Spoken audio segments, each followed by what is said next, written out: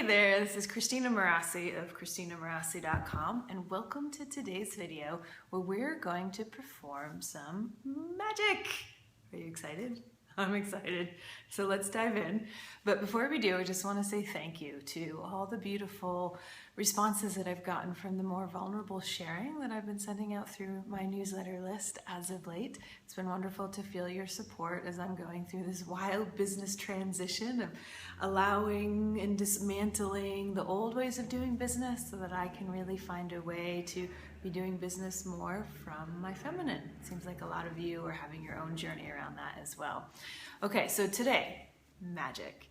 Now, what's cool is that I was just blessed enough to come back from a retreat up in Mount Shasta in Northern California, and the retreat was called Magic School.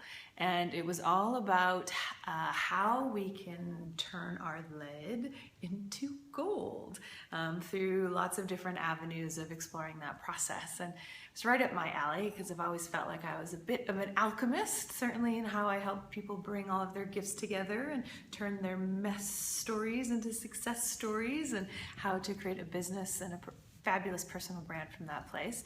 And I learned something fantastic, and so I wanted to share some of those pieces with you because I promised to keep sharing behind the scenes as I am in this unraveling process so that we can go on this journey together. Okay, so let's lay in a few ground rules before we get to the actual alchemy. So first off, one of the things I learned is that the #1 killer of magic is blame.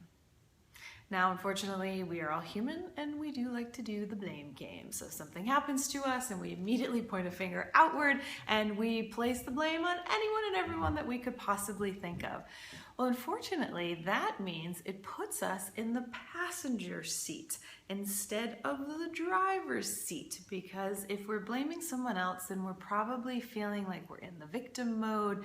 And you really can't perform any magic if you are in victim. You need to kind of get into the driver's seat. So that was #1 that I thought was very interesting that I've learned. And then also this whole piece that magic is really that place where we are engaging with life and using our intentions and our desires to co-create with the universe in like a cosmic collaboration, rather than letting kind of the world happen to us. Now, of course, there's lots of definitions of magic, but that's one we're working with today. And so also 90% of the magic that you can create is going to come from a practice that you create. Haphazard magic doesn't work so well. So really finding ways to be diligent about a daily practice, whatever that looks like for you, so that you can create your magic is the best way to go. So one of the most genius pieces, I thought, was this whole concept that each of us has a story, and we love our stories. We love to tell our stories. We love to get sympathy for our stories.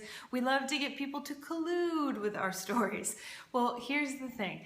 Our stories aren't serving us, especially if they're not a good one, and especially if they leave us in the blame game, and especially if they leave us in the passenger seat. So what would happen if we rewrote our stories?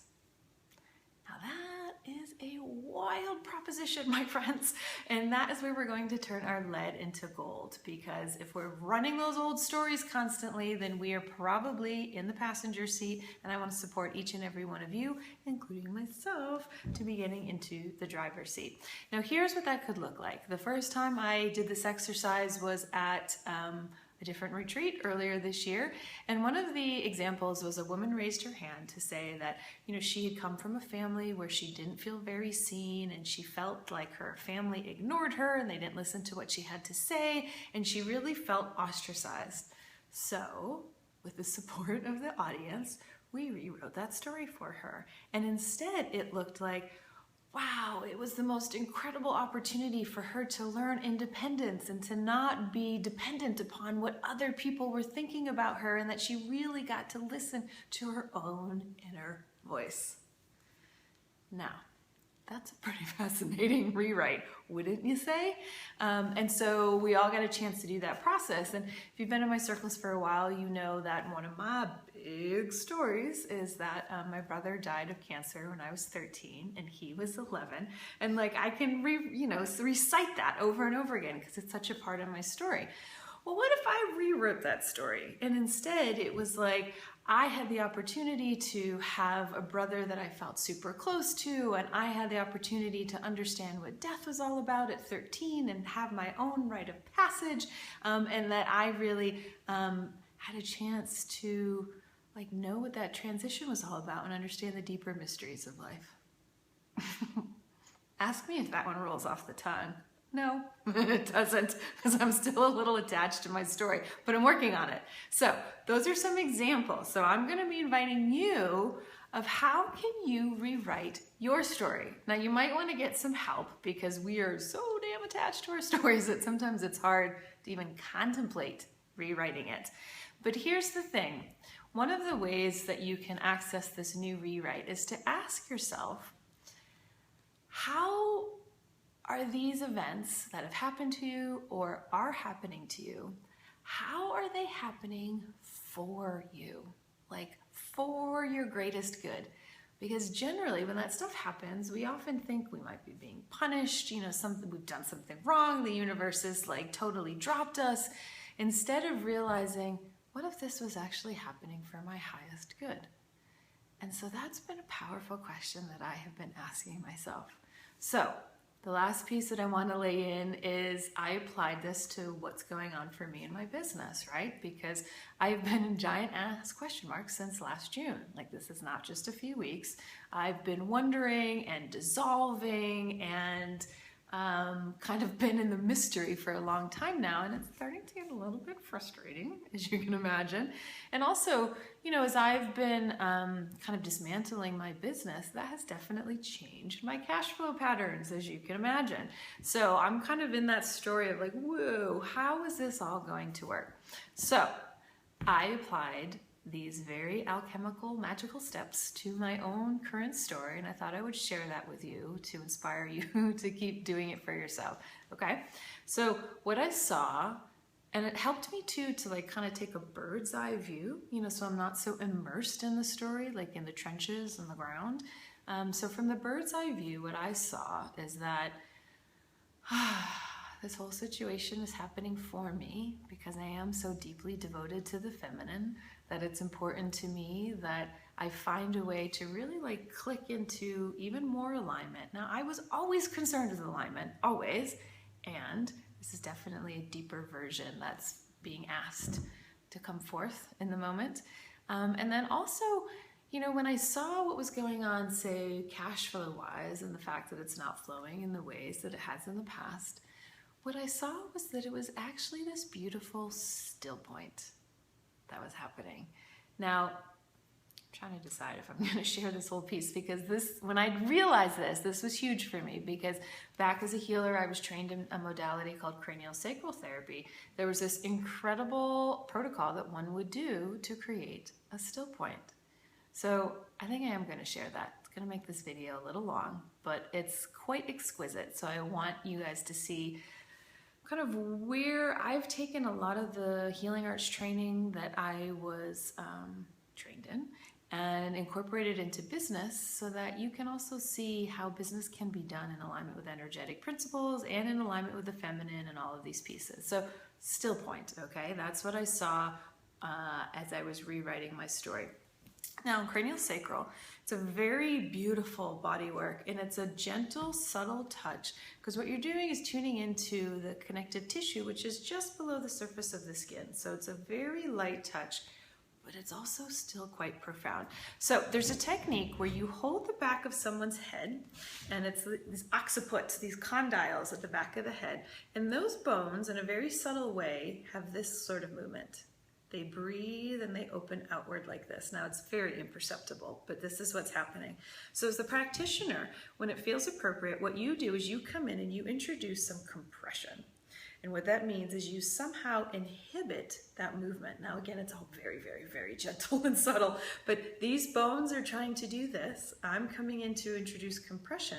So the bones are kind of like, they're trying to do their normal movement. They're trying to do their, and like, they're trying to struggle, and all of a sudden it just goes, and they let go.